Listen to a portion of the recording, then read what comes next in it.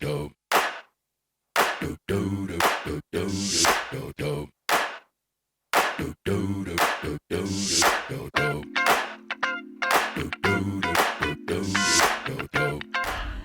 bugün 8. bölüm.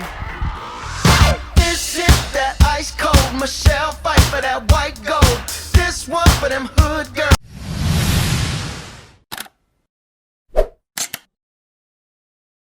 Бүгінгі біздің грамматиканың тақырыбы past simple. Past simple дегеніміз қарапайым өткен шақ, яғни бұрынғы кезде болып кеткен іс-әрекеттер. Мысалға, yesterday I played football. Мен кеше футбол ойнадым. Бұл жерде бізде бастауыш I және де етістік played. Яғни play етістігіне біз ed жалғап тұрмыз. Сонда бізде past simple'дың құрылымы, бірінші бізде subject, бастауыш, және де одан кейін біз баяндауышқа ed жалғайды екенбіз. Play, played. Немесе work, worked. Мысалға, I worked. Мен жұмыс жасадым. Бірақ біз етістіктерді past simple'да екі топқа бөлеміз. Ол regular verbs, яғни ережеге бағынатын, осы ed'ді өзіне жалғайтын етістіктер тобы, және де irregular verbs. Irregular verbs дегеніміз етістікке ed жалғанбайды. Егер де біздің етістігіміз i дыбысына бітетін болса, біз онда оған тек қана d жалғаймыз. Мысалға, dance, danced. Билеу, биледім. Егер де бізде етістік y дыбысына бітетін болса, онда біз оны y-ды алып тастаймыз да, біз оның орнына i, ed жалғаймыз. Сонда cry, he cried. Past simple мен қолданылатын time expression, сол небәрі үшеу. Ол бізде ago, бұрын деген, бірақ ago өзінен кейін жалпы өзінің алдында уақыт талап етеді. Мысалға, 2 years ago, 2 жыл бұрын, немесе 1 day ago, 1 күн бұрын. Ал last дегеніміз соңғы деген, last'тан кейін біз қажетті уақытты қоямыз. Мысалға, last week, өткен аптада, немесе last Sunday, өткен жексенбі күні. Тағы да last year деп ауыстыра берсек болады. Және де ең танымалы ол yesterday, яғни кеше. Yesterday I danced. Мен кеше биледім. Бұл бізде past simple'дың болымды жасалу формасы.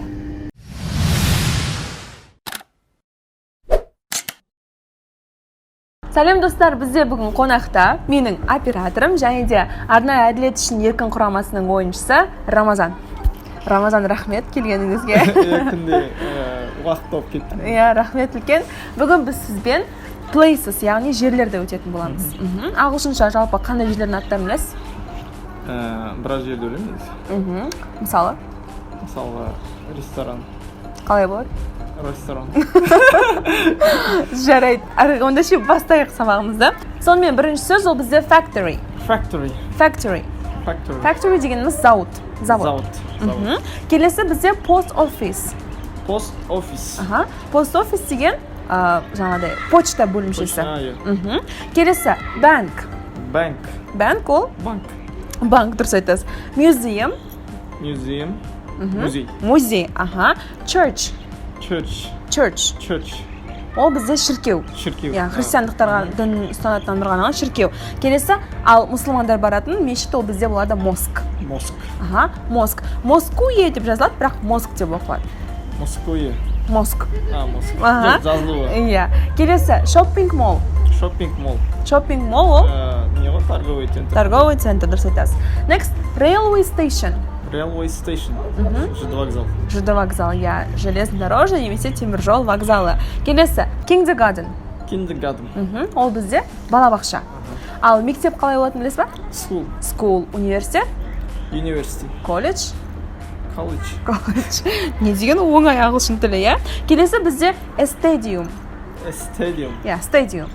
Ол бізде стадион, кәдімгі футбол матчы болатын стадион. Сонымен тағы бір сөз, кітап оқығанда көресіз ба?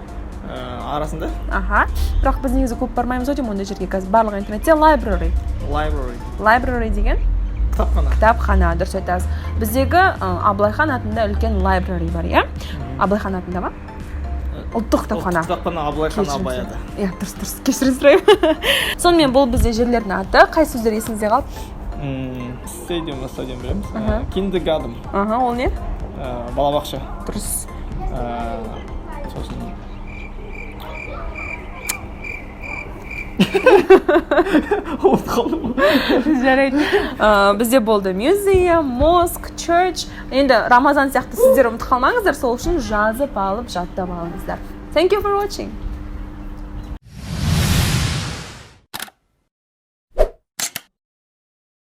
In the spot. Don't believe me, just watch. Come on.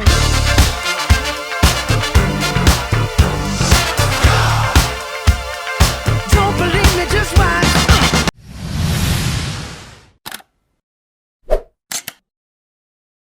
Ал енді осы past simple'дың negative және question түріне. Жалпы negative түрі жасаған кезде бізде present simple'да do auxiliary verb көмекші болған болса, past simple'да осы did етістігі бізде көмекші етістік. Сонда I played football yesterday. Мен кеше футбол ойнадым. Ал егерде мен футбол ойнаған жоқпын болса, онда бізге did көмекші етістігі келеді. Және де болымсыз болған үшін оның қасына not қосамыз. Сонда I did not play football yesterday. Мен кеше футбол ойнаған жоқпын. Енді байқағаныңыздай, біз қосқан идеямызды play'дан алып тастадық. Себебі, егерде сөйлемнің ішінде did көмекші етістігі болатын болса, онда біздің өзіміздің кәдімгі маңызды дұрыс етістігіміз ол өзінің бірінші бастапқы формасына қайтып келеді екен. Сонда I did not play football yesterday. Немесе қысқартып айтсақ I didn't play football yesterday. He didn't cry. Ол жылаған жоқ. Сонда did ол барлығына ортақ, ешқандай he-she-ті да өзгеріске ұшырамайды екен. Және де ол міндетті түрде тұрады етістіктің алдында, бастауыш пен етістіктің ортасында. Келесі бізде сұрақ болған кезде дәл осы did етістігі, көмекші етістігі бізде сөйлемнің алдына шығып кетеді. Сонда did you work? Сен жұмыс жасадың ба? Яғни did алдыға шығып, did you жасадың ба? Өткен шақтағы етістік.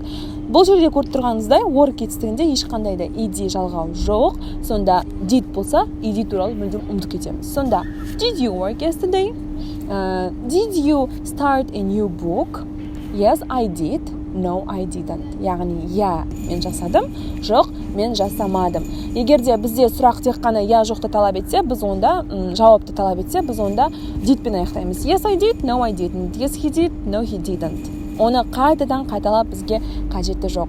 Past simple'дың negative және question түрі дәл осылай. Келесі сабақтарда біз сіздермен енді irregular verb'ті талдайтын боламыз. Бірақ біз бүгін бірінші осы regular талдап жатырық, сол үшін осыны жақсылап тұрып оқып алыңыздар. Ал irregular енді ол на десерт. Түсінікті бол деген ойдамыз. Past simple'да кеше өзіңіз не істедіңіз, сол сөйлемдерді жазып кетіңіз, ал біз оларды тексеріп береміз. Әрине, regular етістіктермен ғана. Thank you for watching.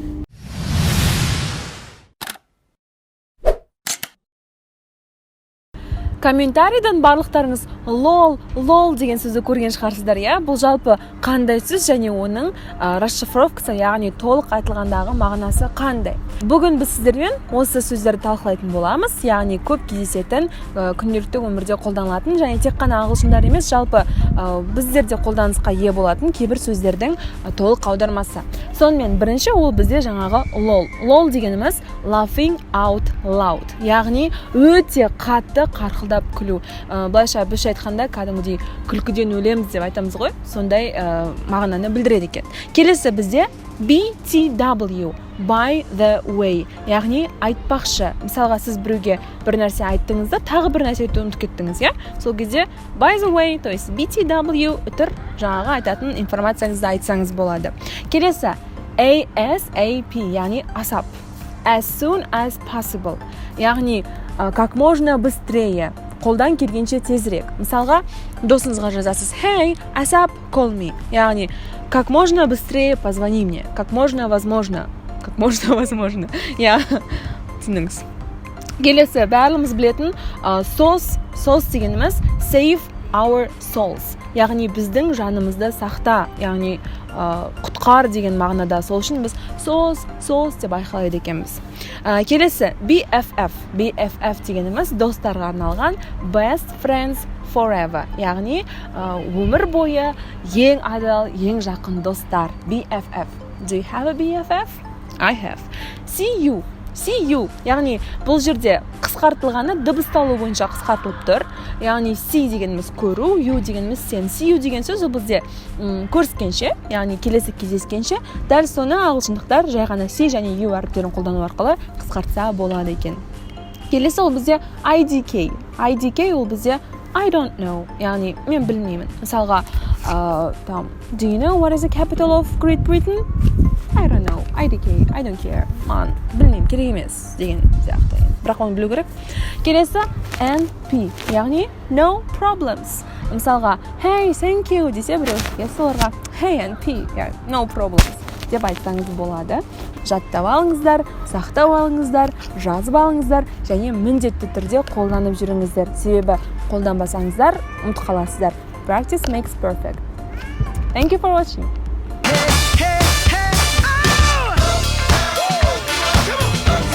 Бүгін 8-ші бөлім бітті.